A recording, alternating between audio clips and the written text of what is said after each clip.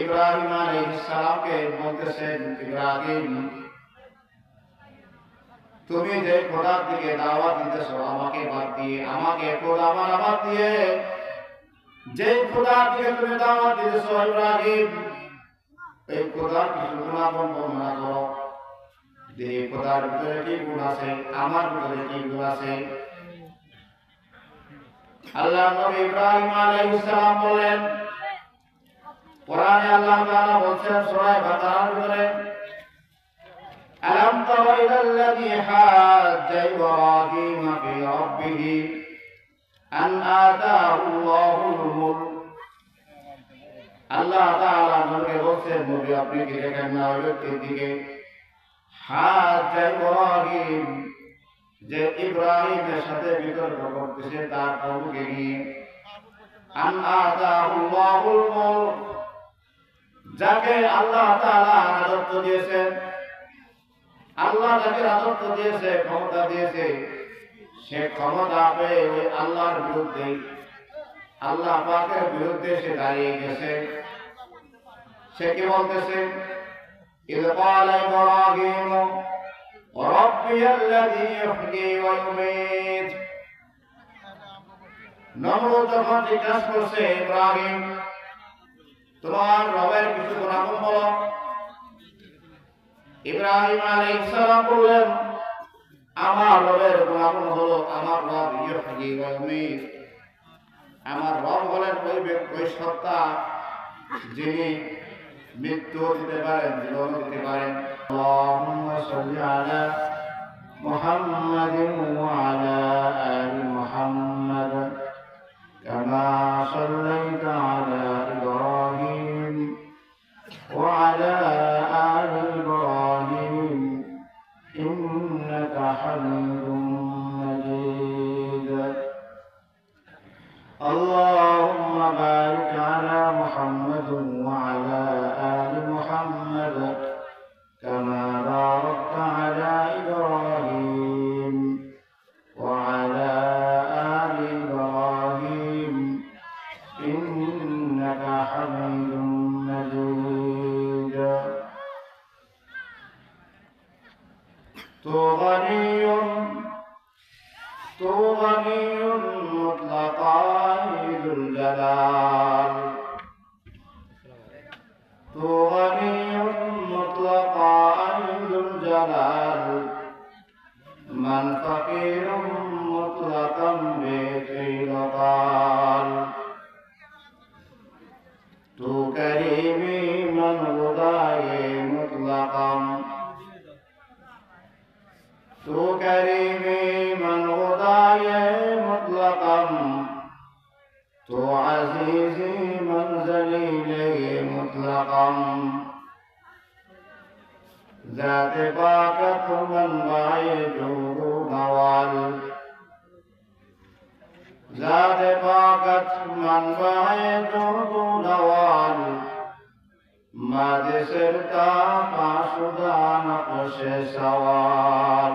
লা ইলাহা ইল্লাল্লাহ, লা ইলাহা ইল্লাল্লাহ, লা ইলাহা ইল্লাল্লাহ, লা ইলাহা ইল্লাল্লাহ, লা ইলাহা ইল্লাল্লাহ, লা ইলাহা ইল্লাল্লাহ মুহাম্মাদুর রাসূলুল্লাহ সাল্লাল্লাহু আলাইহি ওয়াসাল্লাম। হযরত আয়েশা সিদ্দিকা রাদিয়াল্লাহু তাআলা আনহা মহিলা মাদ্রাসা কর্তৃক আয়োজিত আজকে ইসলামী মহাসম্মেলনের দূর দূরান্ত থেকে আগত আমন্ত্রিত উলামায়ে কেরাম, উপস্থিত ইসলাম প্রিয় তৌহিদি জনতা, আল্লাহ তাআলার অশেষ মেহেরবানি, শুকরিয়া, আল্লাহ আমাদেরকে জান্নাতি বাগানের ভিতরে উপস্থিত হয়ে কিছু কথা বলার এবং শোনার তৌফিক দিয়েছেন। বলে আলহামদুলিল্লাহ। আবার আসতে বলি আলহামদুলিল্লাহ, আলহামদুলিল্লাহ। আল্লাহ তাআলা মানুষের হেদায়েতের জন্য এই কোরআন দিয়েছেন। বলেন কিসের জন্য? হেদায়েতের জন্য। হুদাল লিন-নাস, আমার আপনার হেদায়েতের জন্য এই কোরআন। এই কোরআনে আল্লাহ তাআলা আমার আপনার হেদায়েত পাওয়ার জন্য, হেদায়েত হওয়ার জন্য যা প্রয়োজন, বিধিবিধানের প্রয়োজন, গণনার প্রয়োজন, আল্লাহ তাআলা বিধিবিধানও দিয়েছেন, গণনাও দিয়েছেন, শিক্ষামূলক গণনা দিয়েছেন। মানুষ বলে গণনা থেকে শিখে, কি বলে? মানুষ সোজা হয় কখন? বিপদে পড়বে, তাই না? তো যারা অতীতে বিপদে পড়েছে তাদের গণনা আল্লাহ কোরআনে বলেছেন, তাদের গণনা আল্লাহ কোরআনে বলেছেন। এই কোরআন এটা আমাদের বিধিবিধান এবং নসিহতের মহান এক গ্রন্থ কোরআন। আল্লাহ তাআলা কোরআনে কিছু ঘটনা উল্লেখ করেছেন।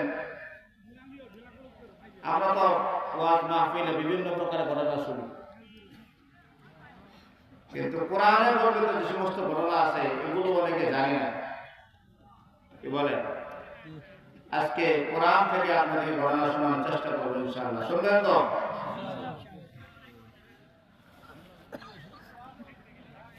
হযরত ইব্রাহিম আলাইহিস সালাম,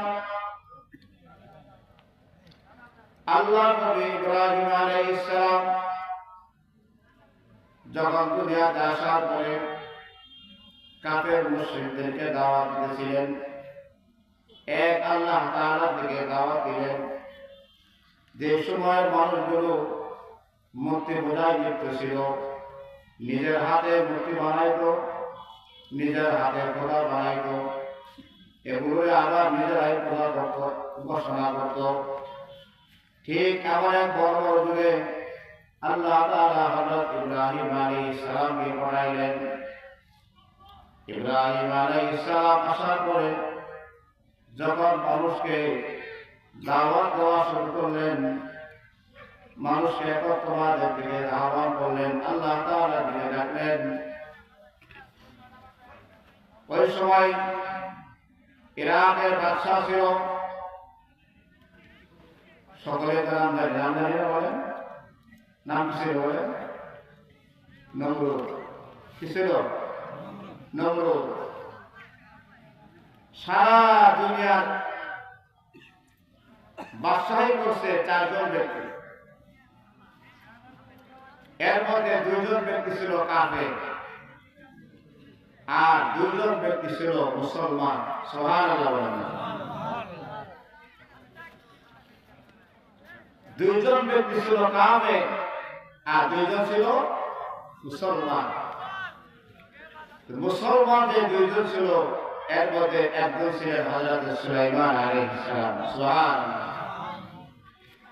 আরেকজন ছিলেন হযরত যুলকারনাইন,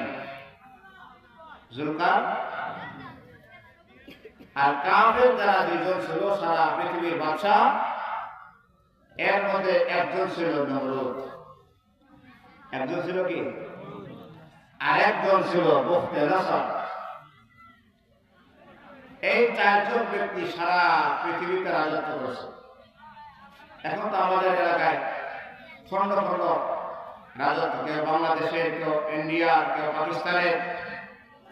সারা পৃথিবীর রাজা কেউ নাই, আছে বলেন? কেউ নাই। কিন্তু এই 4 জন ব্যক্তি এমন ছিল যারা সারা পৃথিবীর রাজা ছিল। এই নমরুদ ছিল তখন ইব্রাহিম আলাইহিস সালামের জামানায় শাসক। নমরুদের কাছে যখন সংবাদ গেল ইরাকের ভিতরে একজন যুবক আমাকে খোদা মানাবাদ দিয়ে অন্য খোদার দাওয়াত দেয়, সে নিজেকে খোদা দাবি করছে, নিজেকে খোদা দাবি করছে, কারণ সারা দুনিয়া বাদশা তো আল্লাহ। একটা বাংলাদেশের মতো একটা ছোট্ট দেশের বাদশা বলে কি পরিমাণ ক্ষমতা হারায়, আর সারা পৃথিবীর বাদশা করতেছে, তার অহংকারের কোনো শেষ নাই। এখন শেষ পর্যন্ত সে নিজে খোদা দাবি করতেছে যে আমি খোদা। নাউযুবিল্লাহ বলেন। নমরুদের কাছে যখন সংবাদ দিল, নমরুদ এবার হযরত ইব্রাহিম আলাইহিস সালামকে ডেকে পাঠাইছেন। ইব্রাহিম আলাইহিস সালামকে বলতেছেন, ইব্রাহিম তুমি যে খোদার দিকে দাওয়াত দিতেছো আমাকে বাদ দিয়ে, আমাকে খোদা মানা বাদ দিয়ে যে খোদার দিকে তুমি দাওয়াত দিতেছো ইব্রাহিম, এই খোদার কিছু গুণাগুণ বর্ণনা করো। যে খোদার ভিতরে কি গুণ আছে, আমার ভিতরে কি গুণ আছে।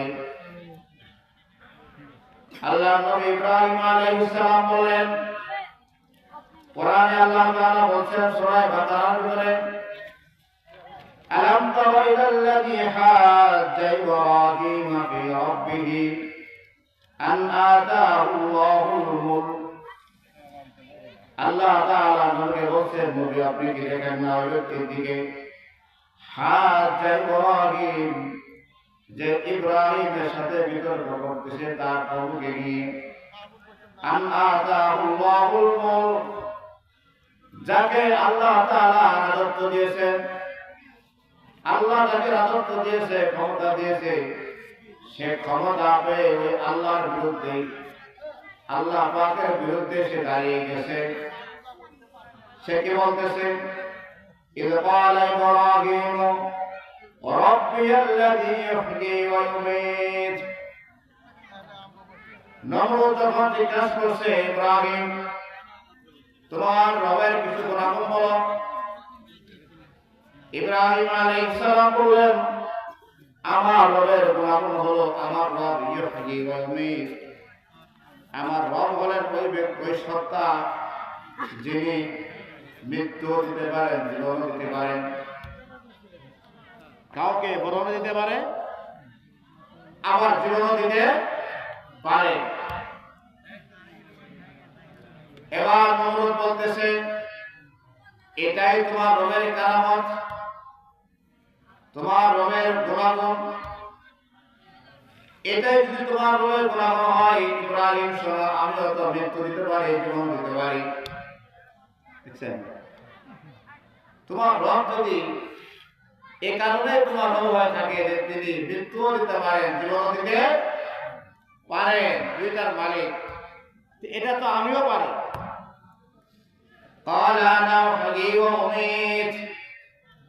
আমিও তো জীবন দিই, আমিও তো মৃত্যু দেই, বলে কিভাবে। এবার নমরুদ তার জেলখানা থেকে দুইজন ব্যক্তিকে নিয়ে আসছে। দুইজন ব্যক্তিকে সামনে হাজির করার পরে নমরুদ বলতেছে, ইব্রাহিম দেখো আমি একজনকে আজাদ করে দিলাম, আরেকজনকে হত্যা করে দিলাম। দেখছেন, দুইজনকে আজাদ করে একজনকে হত্যা করলো, আরেকজনকে ছেড়ে দিল, মুক্ত করে দিল। বলে দেখো তোমার খোদা মৃত্যু দেয় আর জীবন দেয়, আমিও তো মৃত্যু দিলাম আর জীবন দিলাম। বলে মৃত্যু দেওয়া জীবন দেওয়ার অর্থ কি এটাই? একজনকে জেলখানায় দেওয়া, একজনকে হত্যা করে ফেলা? হ্যাঁ, এটাই যদি খোদার কারামতি হয়, তাহলে সারা দুনিয়ার যতগুলো মানুষ আছে সবাই তো খোদা। নাউযুবিল্লাহ বলে বলে। হ্যাঁ,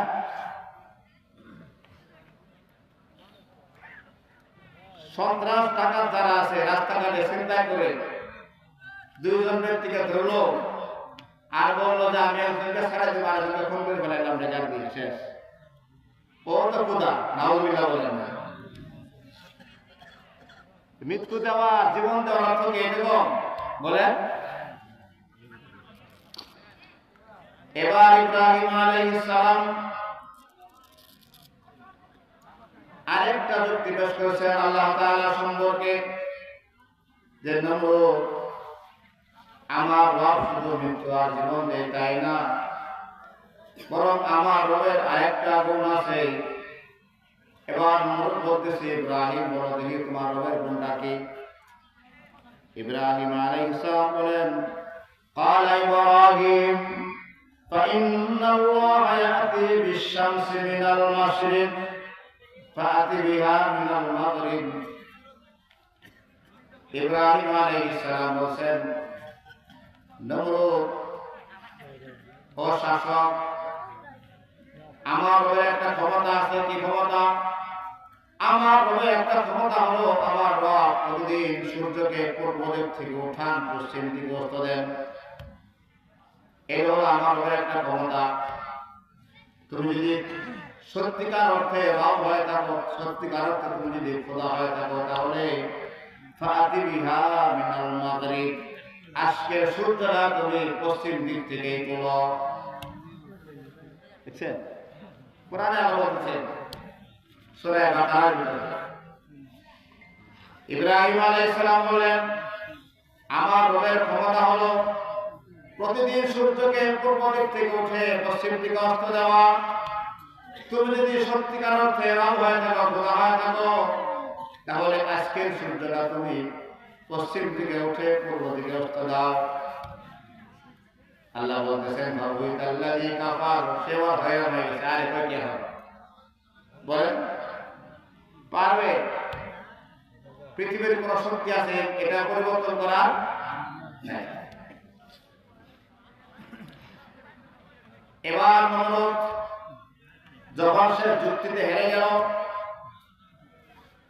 সমস্ত মানুষের সামনে তার খোদাই যখন, তার দুর্বলতা যখন প্রকাশ পেয়ে গেল, তার রাগের আর শেষ থাকবে না।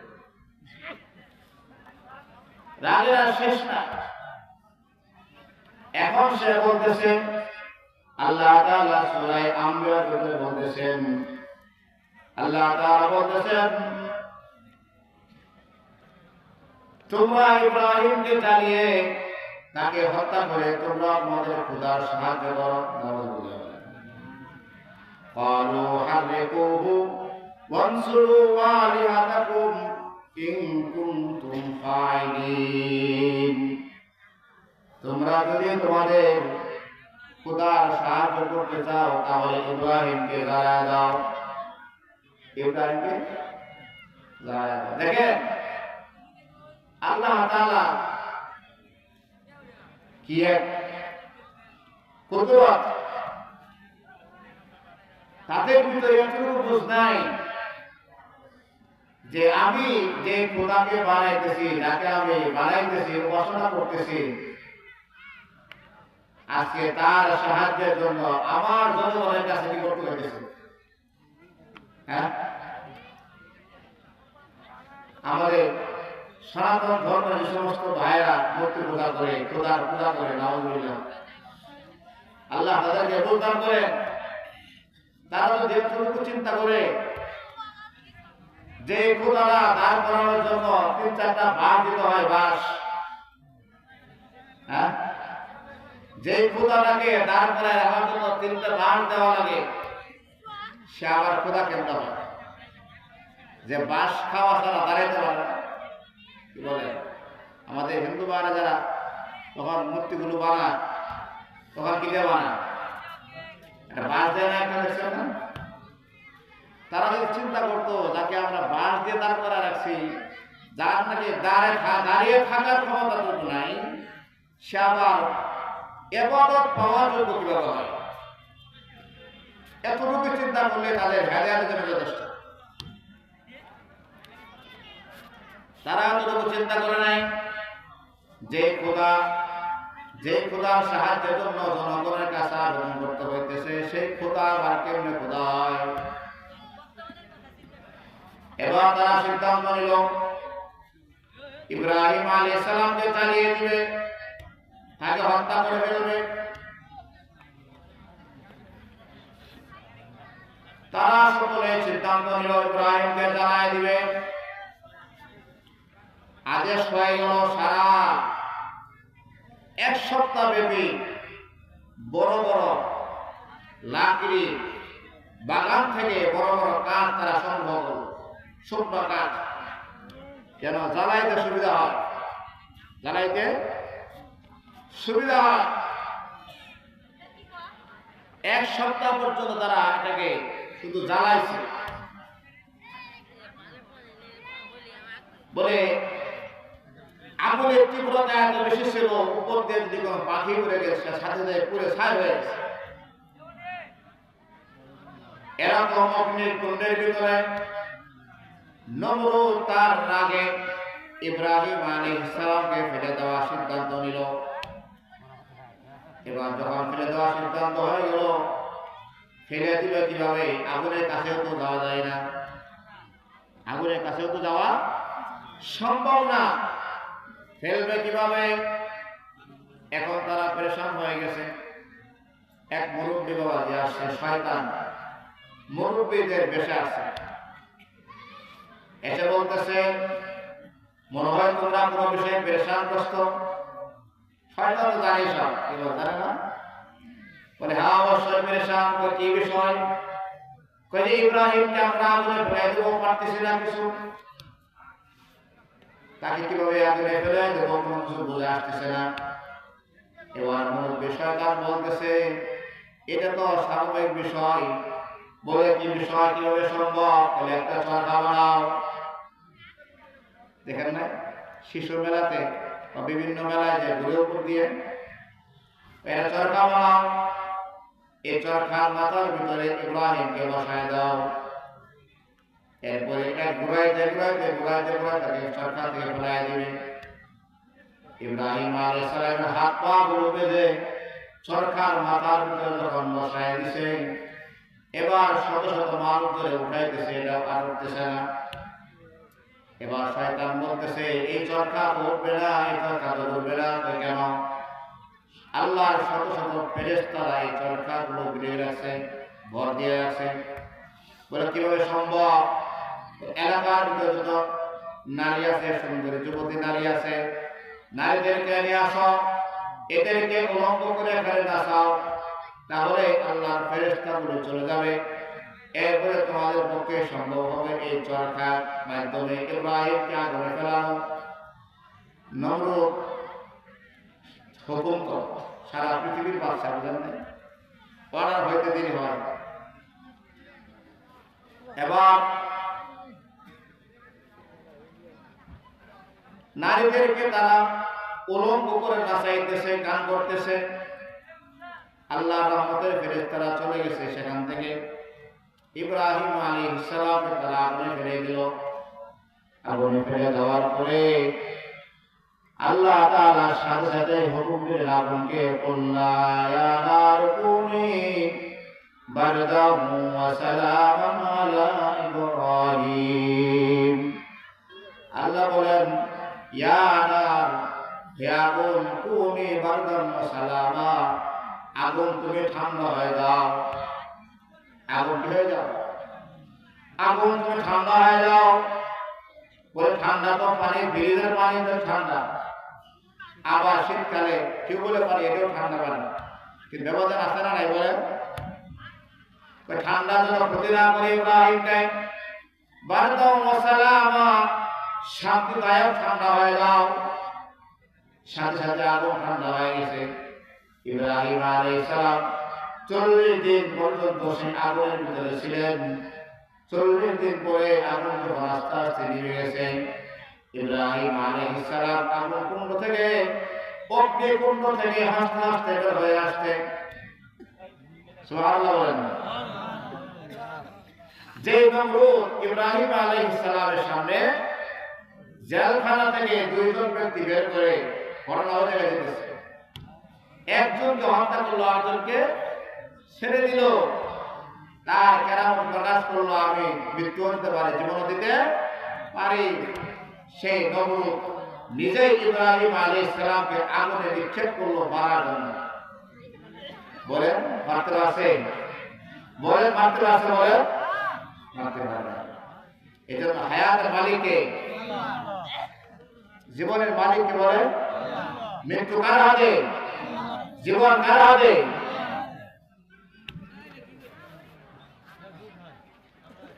আল্লাহ নবী ইব্রাহিম আলাইহিস সালাম ইব্রাহিম আলাইহিস সালাম আল্লাহ তাআলার কাছে একটা আবেদন করেছেন।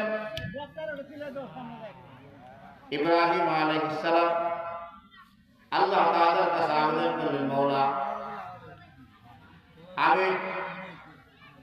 আমি এই কথা আদেশ পেয়েছি, এই কথা আমি জেনেছি, মৃত্যুর পরে মানুষকে আবার জীবিত করা হবে, আবার জীবিত করানো হবে, হাসরের ময়দান হবে, হিসাব হবে, বিচার হবে, জান্নাতে যাবে, একদল জাহান্নামে যাবে। কিন্তু মাওলা আমি একটু দেখতে চাই এটা কিভাবে সম্ভব। কি বললেন? আল্লাহ তাআলার কাছে আবেদন করেন, মাওলা হাসরের ময়দান হবে, একদল মানুষ জান্নাতে যাবে, আরেকদল জাহান্নামে যাবে, বিচার হবে, কিন্তু মানুষের এক হুকুমের সাথে একটা মাত্র হুকুম হওয়া মাত্রই কবর থেকে শত শত হাজার হাজার কোটি মানুষ একসাথে উঠবে, এটা কিভাবে সম্ভব? আল্লাহ দেখতে চাই। আল্লাহ তাআলা বলেন, আল্লাহ জিজ্ঞাসা করলেন, ক্বালা ওয়ালাম তুমিন, ইব্রাহিম তুমি যে আমার কাছে যে বিষয়ে আবেদন করতেছো যে আমি মানুষকে হাসরের ময়দানে কিভাবে উঠাইব, একটা হুকুম দেওয়া মাত্রই সমস্ত মানুষ কবর থেকে উঠবে, তুমি যে কথাটা বলতেছো আমি এটা কিভাবে করব? তোমার কি বিশ্বাস হয় না? আওয়ালাম তুমিন, তোমার কি বিশ্বাস হয় না? ইব্রাহিম আলাইহিস সালাম বললেন, মাওলা অবশ্যই বিশ্বাস হয়। ক্বালা বালা ওয়ালাকিন ইয়াতমাইন্না কলবি, সূরা বাকারা আল্লাহ বলতেছে, মাওলা আমার অবশ্যই বিশ্বাস হয়, অবশ্যই বিশ্বাস হয় কিয়ামতের ময়দান হবে, হাসরের ময়দান হবে, বিচার হবে, মানুষ কবর থেকে উঠবে, একসাথে উঠবে, সব বিশ্বাস হয়, কিন্তু দিনের প্রশান্তির জন্য আজকে মনে করেন 100 মানুষ এসে সংবাদ দিল আপনাদের যে জগত বাজারে আগুন লাগছে। কি লাগছে বলেন? আগুন লাগছে। 100 মানুষ যদি আপনাকে একটা সংবাদ দেয়, বিশ্বাস হবে না? কি হবে কিনা? হবে। আবার আপনি চাই যদি নিজে দেখে আসেন জগত বাজারে আগুন লাগছে, কিন্তু কেউ বলে নাই আপনাকে, নিজের চোখে দেখে আসবেন কিন্তু কেউ বলে নাই, এটাও বিশ্বাস, এটাও কি বিশ্বাস। কিন্তু 100 মানুষের শোনা সংবাদ আর নিজের চোখে দেখা সংবাদ 100 মান বলেন, 100 মান 100 মান হবে না। 100 মানুষের কথা ভুল হতে পারে, কিন্তু নিজের চোখে কি হতে পারে? ভুল হইতে পারে না। ইব্রাহিম আলাইহিস সালাম বললেন, আল্লাহ কিয়ামত হবে, হাসর হবে, ময়দান হবে, বিচার হবে, জান্নাত হবে, জাহান্নাম হবে, সব বিশ্বাস করি, কিন্তু দিলের প্রশান্তির জন্য এগুলো কিভাবে হবে আমি একটু দেখতে চাই বাস্তবে। আল্লাহ তাআলা বলেন, ক্বালা ফাখুয আরবাআতাম মিনাত তায়র, ইব্রাহিম তুমি যদি আসলে দেখতে চাও তাহলে একটা কাজ করো, 4 ধরনের পাখি নাও। কয় ধরনের? 4 প্রকার পাখি তুমি নাও। নেওয়ার পরে এই 4 প্রকার পাখি তুমি নিজের কাছে পোষ মানাও, নিজেকে নিজের কাছে লালন পালন করো, যেন তুমি চিনতে পারো। সকালবেলা বাজার থেকে ছাগল কিনছেন, সন্ধ্যার সময় আরেকজন আসতে বিক্রি করে দিচ্ছেন, কালকে যদি জিজ্ঞাসা করে ছাগল চিনবেন, বলে চিনবেন। কিন্তু যদি 1 বছর একটা ছাগল আপনি নিজে পালেন, বকরি নিজে পালেন, গরু নিজে পালেন, এটা 1 মাস পরেও যদি কেউ জিজ্ঞাসা করে অবশ্যই চিনবেন। চিনবেন কিনা বলেন? হ্যাঁ, অবশ্যই চিনবেন। তা আল্লাহ বলেন, ইব্রাহিম তোমার কাছে 4টি পাখি রাখো, এই 4 পাখি তোমার কাছে লালন পালন করো, এগুলো পোষ মানাও, এগুলো যত্ন করো, এগুলো দেখাশোনা করো, যেন তুমি চিনতে পারো এগুলো তোমার পাখি ছিল এক সময়। ইব্রাহিম আলাইহিস সালাম 4 ধরনের পাখি নিলেন, নেওয়ার পরে নিজের কাছে লালন পালন করলেন, নিজের লালন পালন করলেন, দেখাশোনা করলেন, পোষ মানাইলেন। এবার আল্লাহ তাআলা বললেন, এগুলোকে কেটে টুকরা টুকরা করো, কেটে টুকরা টুকরা করো। এমন ভাবে কাটবে যেন বোঝা না যায় কোন গোস্তটা কোন পাখি, কোন হাড্ডিটা কোন পাখি, কোন পাখাটা কোন পাখি, কোন ফলগুলো কোন পাখি। এভাবে কেটে টুকরা টুকরা করবে। ইব্রাহিম আলাইহিস সালাম তাই করলেন। 4টি পাখি জবাই করার পরে কেটে টুকরা টুকরা করলেন। আল্লাহ বললেন, কাটবা তো ঠিক আছে, কিন্তু মাথা 4টা রেখে দিবে আপনার হাতে। মাথা 4 পাখির মাথা আপনার হাতে রেখে দিবে, আর মাথা ছাড়া বাকি যে গড়িগুলো আছে সব একেবারে ব্লেন্ডার দিয়ে দিল। তো এছাড়া ব্লেন্ডার দিয়ে শেষে একবারে এরকম ব্লেন্ডার শেষা দিবে। ইব্রাহিম আলাইহিস সালাম তাই করলেন। 4টি মাথা নিজের কাছে রেখে দিলেন, বাকিগুলোকে কেটে টুকরা টুকরা করে ফেললেন। আল্লাহ তাআলা হুকুম দিলেন, قال فخذ 4 من الطير فصرهن إليك ثم جعل على كل جبل منهن جزءا। ইব্রাহিম, এই গোশতগুলোকে তুমি 4টা ভাগ করো। 4টা ভাগ করার পরে 4 ভাগ গোশত 4টি পাহাড়ের মাথায় রেখে দিয়ে আসো। কয় পাহাড় বলেন? কয় পাহাড়? আপনাদের খারাপ লাগতেছে? বলেন খারাপ লাগতেছে? আমি তো আসলে বানায় কিছু বলতেছি না, কোরআন থেকে বলতেছি। আল্লাহ বলেন এই 4টি গোশতকে 4টি পাহাড়ে রাখবে। 4 টুকরা 4টা পাহাড় রাখবে। 4 পাহাড়ে রাখার পরে এবার তুমি সুম্মা দউহুন্না ইলাইকা ইয়াতিনাকা সায়া। ইব্রাহিম, এই গোশতগুলোকে 4টি ভাগ করার পরে যখন 4টা পাহাড় রাখবে, এবার এক একটা পাহাড় থেকে একটা পাখির নাম করে ডাক দেবে। যে পাহাড়ে এক একটা পাহাড়ে এক একটা পাখির নাম দিয়ে ডাক দেবে। বলেন গোশত চেনা যাচ্ছে? হাড্ডি সব বেশ হয়ে গেছে। ইব্রাহিম আলাইহিস সালাম তাই করলেন। এক এক পাহাড় থেকে একটা পাখির নাম ধরে ডাক দিলেন। নাম ধরে ডাক দেওয়া মাত্রই সাথে সাথে সেই পাখি মুহূর্তের ভিতরে তার বডি হয়ে গেছে, তার ভিতরে জীবন চলে আসে। সে পায়ে হেঁটে হেঁটে হেঁটে হেঁটে হেঁটে ইব্রাহিম আলাইহিস সালামের কাছে আসার পরে হাতের মধ্যে যে মাথা রেখে দিয়েছিল মাথা পুরো লাগাই দিলেন। বাস জোড়া লেগে গেছে। সুবহানাল্লাহ, সুবহানাল্লাহ বললেন না? এভাবে 4 পাহাড় থেকে 4টি পাখি যখন সামনে এসে উপস্থিত, এবার আগের মতো যখন পুষ করছিলেন, যখন লালন পালন করছিলেন, তখন যেরকম দেখছিলেন ঠিক এখন ওরকম ইব্রাহিম আলাইহিস সালামের সামনে তারা চলাফেরা করতেছে। সুবহানাল্লাহ। আল্লাহ তাআলা দেখায় দিলেন, ইব্রাহিম দেখো এই 4টা পাহাড় থেকে 4 ধরনের পাখি মুহূর্তের ভিতরে আমি কি করে দিলাম? জিন্দা করে দিলাম। সারা পৃথিবীতে যখন কেউ থাকবে না, আমি আল্লাহ ছাড়া, শুধু একটা হুকুম হবে।